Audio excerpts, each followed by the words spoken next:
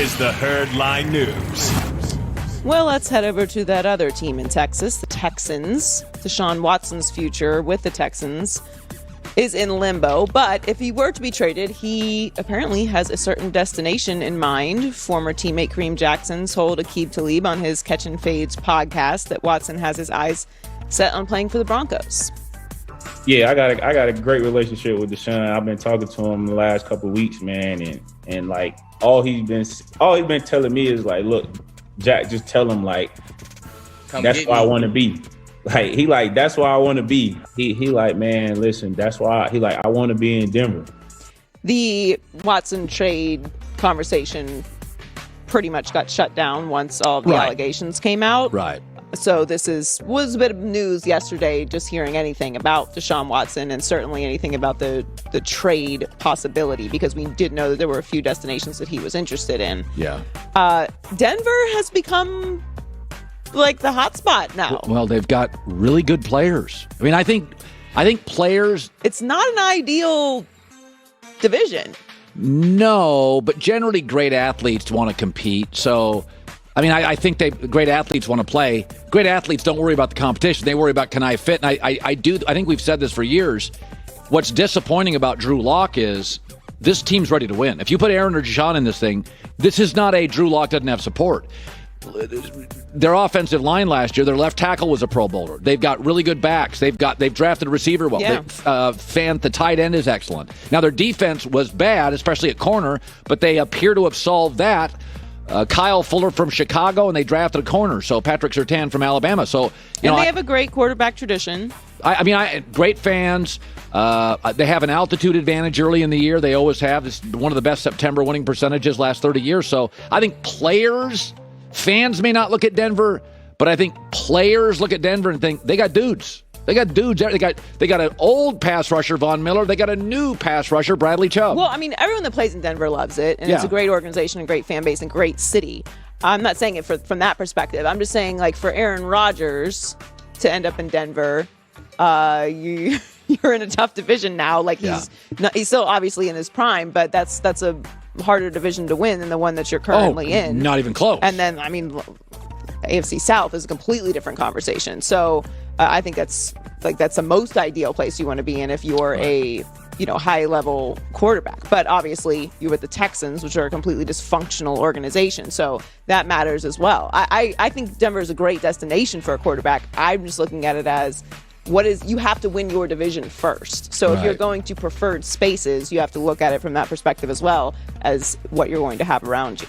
So Giants running back Saquon Barkley says he's doing well with his ACL rehab, but he doesn't want to put a timetable on his return just yet. So he said, you know me, I'm going to take it one day at a time, just come in with my head down, ready to work. I'm going to be whenever my body tells me I'm ready, I'm able to show everyone I'm ready again. That's when I'm going to be able to go out there and hopefully be elite, what I was before, but even better. He suffered a torn ACL as well as an MCL and meniscus damage last season in week 2 against the Bears. It's an interesting division. I was looking at the Fox Bet over-unders on this division, and they go in line. Dallas is favored at 9.5 wins. No, wait. Dallas 8.5 or 9.5? Washington's 8.5. Dallas 9.5. Washington 8.5. Giants 7.5. Eagles 6.5. Eagles under to me is the best bet in the division. Everything else after that depends on injuries. I do think the Giants actually, Dave Gettleman has solved some of their issues. They went big into free agency, which I don't love, but the good thing what the Giants did, they have surrounded Daniel Jones with so many good players, there's no excuses. Yeah, that's why I don't have a problem with them going big in free agency. Yeah. You have to find out what you have in Daniel Jones. I think he has something. And one of the rules on this show is that we'll know by Thanksgiving if we're going to stick with Daniel Jones or not. You'll know if he's good. Which I think is fair. I think getting Saquon back will be a massive part of that. I think Saquon is the juice in the soul of this team, especially on offense. So, we're not sure if he's going to be ready at the beginning of the season. Season opener is September 12th against the Broncos. Hopefully he'll be available. If he's not available at the opener, he'll be available at the beginning of the season. But the Giants are just such an interesting team to me this year. Like, I really want to see, and I think they're going to be a lot better than people think that they are. Well, there's always a team in this league. I mean, our entire life, every single year, there's a team that pops, and we didn't see it coming. Like, we know Minnesota is going to be better than last year. Like, Minnesota's going to... The injuries were ridiculous. So they won 5 or some games. We know they'll be better.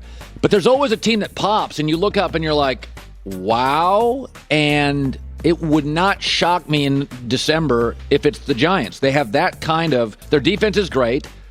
That we like their coach. I mean, like, by the way, Miami last year was the team that we looked up and went, oh, my God, they're 10-6. Like... I guess there's always a team that we think is going to be great right. that completely falls off. So the Blazers recently let go of head coach Terry Stotts. Some names have been thrown around about potential hires, but one person who has apparently expressed interest is Nets assistant coach Mike D'Antoni. He joined the Nets after a 4-year run as the Rockets head coach. D'Antoni's currently 20th all-time in wins.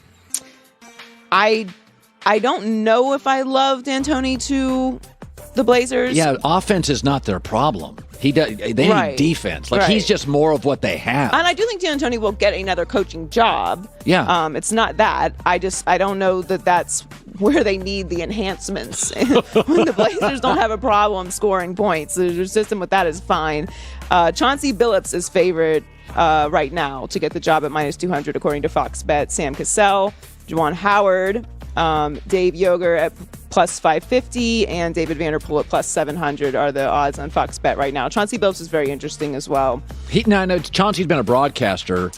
He's an assistant coach with the Clippers right I was going to say, he's never been a head coach. Yeah, he's been an assistant. Yeah, Chauncey would be good because he was a grinder, and that's what the team needs. Yeah, they don't I would grind like to see much on the Chauncey defensive end. Yeah. Joy with the news. Well, that's the news. And thanks for stopping by. The Herd.